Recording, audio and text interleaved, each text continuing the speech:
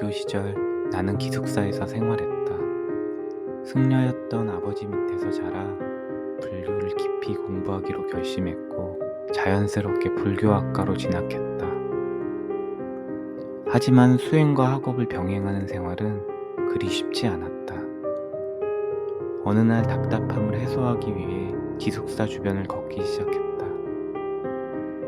20분쯤 걸어가니 한적한 길목에 작은 펫샵 하나가 보였다. 가게 안에는 사람들이 없었고 강아지들만 조용히 앉아 있었다. 귀여워서 가게로 들어갔다. 쓰다듬고 장난을 치며 사진을 찍었다. 그때였다. 가게 안쪽에서 중년 남성이 갑자기 나왔다. 그는 얼굴을 찌푸린 채 노려보며 사진을 찍으면 안 된다고 거칠게 화를 냈다. 아무 말도 하지 못한 채 멈춰섰다. 그는 더욱 날선 눈빛으로 다가오더니 사람을 찍지 않았냐고 물었다.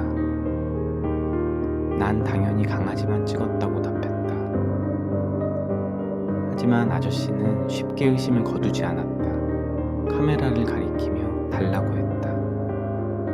나는 서둘러 카메라를 주었고 그는 한참을 살펴보았다. 그러다 아무 말 없이 물러났다. 불편하여 자리를 뜨려 했다. 그런데 갑자기 그의 태도가 변했다. 이야기를 좀 나누자며 가게 옆 작은 집으로 나를 안내했다. 찝찝했지만 별일 있겠냐는 생각으로 들어갔다. 내부는 생각보다 깔끔했지만 어딘가 모르게 무거운 분위기가 감돌았다. 그는 차를 한 잔 내어주며 자신의 이야기를 하기 시작했다. 과거 일하다가 크게 다친 이야기, 펫샵을 운영하게 된 이유. 그러다 갑자기 알바를 제안했다. 강아지를 일주일에 2번, 15분씩만 산책시키면 된다고 했다.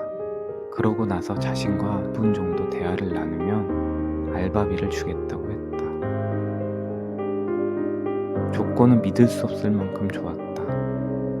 다만 기숙사 선생님께 허락을 받아야 한다며 결정을 잠시 미뤘다. 그는 알겠다며 캔커피 몇 개를 꺼내왔다.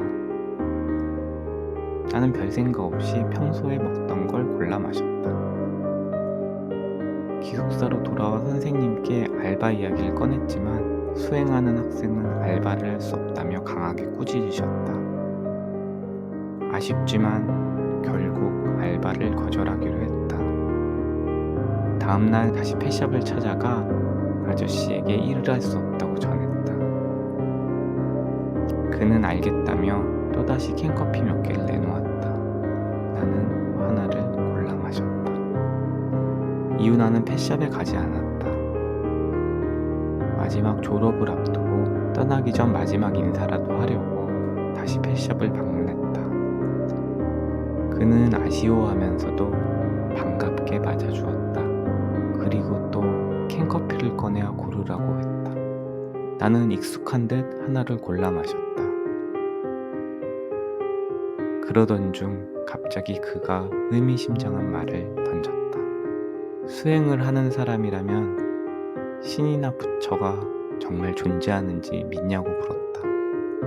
나는 잠시 고민했지만 믿고 있으며 그래서 수행을 하고 있다 대답했다. 마지막 인사를 한 뒤 그곳을 떠났다. 그리고 3년 후 기숙사 선생님에게 한 통의 전화가 걸려왔다. 그 펫샵의 점주가 바로 연쇄살인마였던 것이었다. 그는 일본을 떠들썩하게 만들었던 사이타마 연쇄살인 사건의 범인이었다. 선생님은 전화를 통해 만약 그 알바를 했었더라면 죽었을 것이라고 말했다. 나는 그가 기자와 나눈 인터뷰에서 또 다른 사실을 알게 되었다. 바로 내 이야기였다. 살인을 저지른 직후 한 수도승이 찾아왔다고 했다. 그는 수도승에게 캔커피를 내밀었고 4개 중 3개는 독이 들어있었다고 했다. 하지만 그 수도승은 3번을 방문하는 동안 단 단 한 번도 독이 든 캔을 고르지 않았다고 말했다. 만약 음료를 마셨다면 죽었을 것이란 생각에 소름이 끼쳤다. 어쩌면 나는 부처가 지켜준 게 아니었을까?